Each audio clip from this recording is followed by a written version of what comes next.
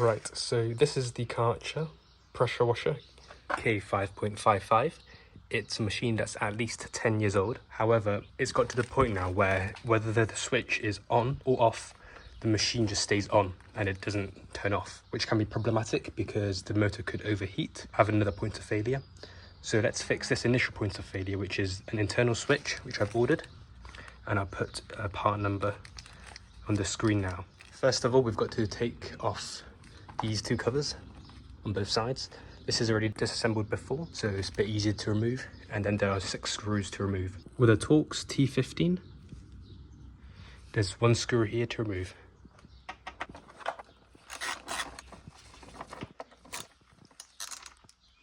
There we go. And then this cover will just twist off. So twist to the left, so anti-clockwise, and then just pull it out. So we place this here, and we move to this other side, where this has some clips holding it in. There's 1, 2, 3, 4, 5. You've got to just press them out a bit and pull, and then this cover will come off as well. So just work your way around,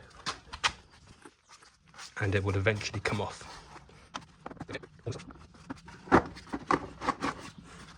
Just like that. If I remove this hose pipe and remove this bottle so we don't leak any liquids, we can now access the 6 screws to remove. There's 1, 2, 3 in there, which is quite dirty, 4 in that hole, 5 and 6. You can use either a flathead screwdriver or another Torx bit. If you use Torx bit, it's T20. I'll use a flathead screwdriver because I've got a long one. So flathead screwdriver, that's 1 removed. Got the second one, that's removed. Third,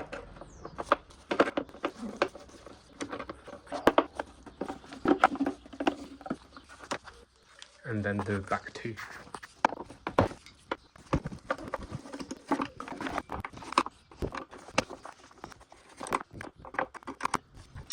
Okay, so that's all 6 screws removed. We should be able to attach this yellow cover now.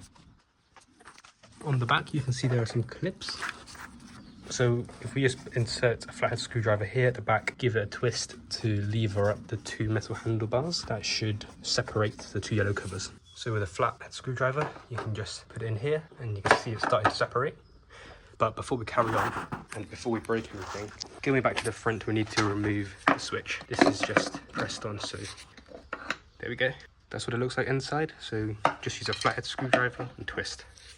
This is how the machine is now. So after levering the top case cover off, we can just fold it back 90 degrees and you can see the machine. So this is the pump. Power cable goes into the electric box. That's the water inlet, and this is the hose pipe going out.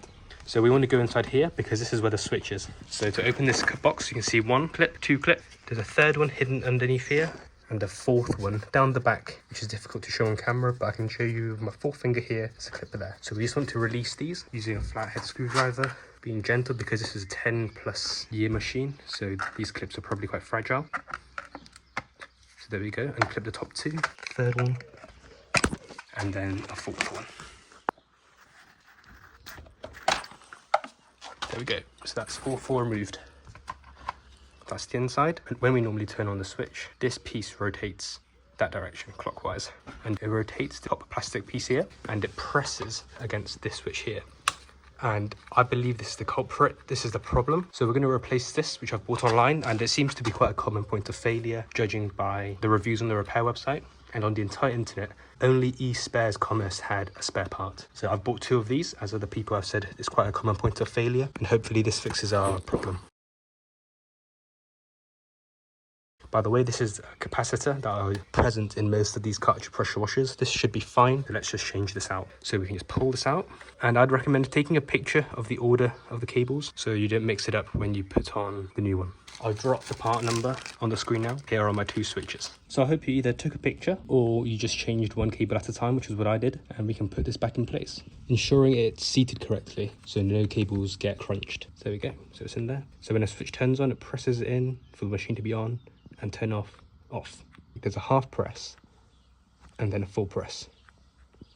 So this switch kind of has a toggle at the bottom as well, and it moves the on-off switch and that toggle is pressed up against this part of the pump. So I think when pressure builds up, then this might move across or go inwards, and that controls how the switch is pressed, and that kind of turns off the pump when there is enough pressure in the system. Compared to this old one, it has a half press as well, but it definitely doesn't feel as smooth as this one. It's also quite noisy and rough sounding inside. So I'll take this upstairs and we'll disassemble it and see if we can see an obvious issue inside. It looks like there's a clip on both sides, so we should be able to take this apart and inspect it. So now let's put it all back together.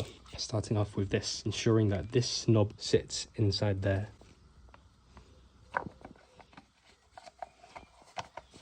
So the cover's back on now, and then we've got to sit these two metal posts back into its position there and there, and then just put all 6 screws back in. So the case has been put back on top, so let's get these 6 screws back in now.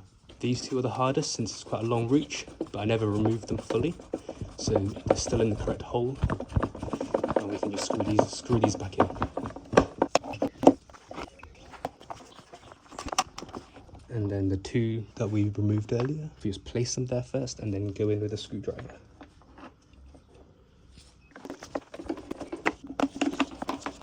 Then there's 5 and 6.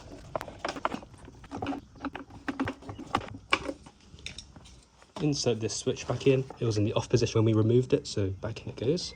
Give it a firm press. Okay, so this is all plumbed in now. Water's connected, electricity cable's connected, and the switch is off. So we shouldn't expect it to run, and it's not running. No power, and now let's turn it on and see if it actually turns on.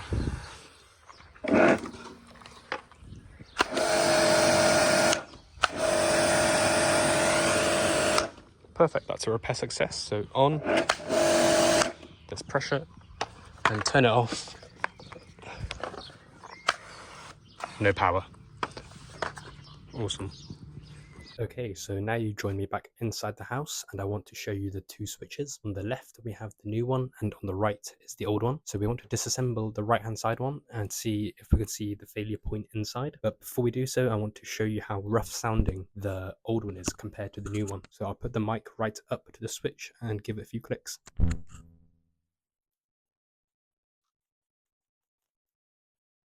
And here is the new one. Hopefully that came across the camera.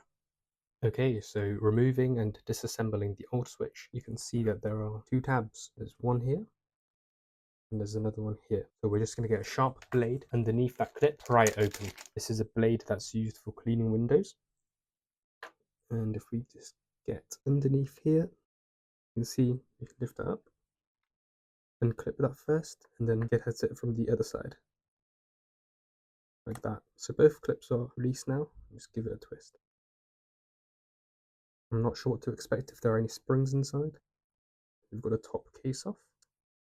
Springs in and out, give a bit of a pull.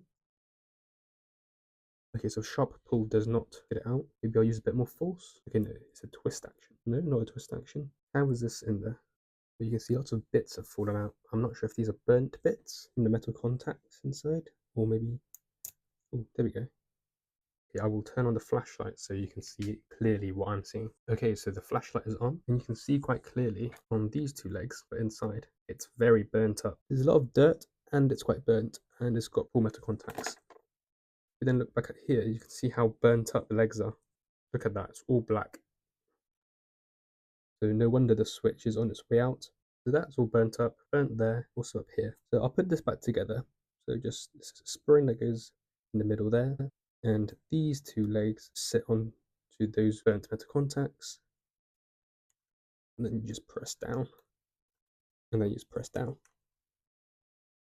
Well, this isn't put back together properly, but I don't really care. It's quite broken, it's shot, it's going in the bin.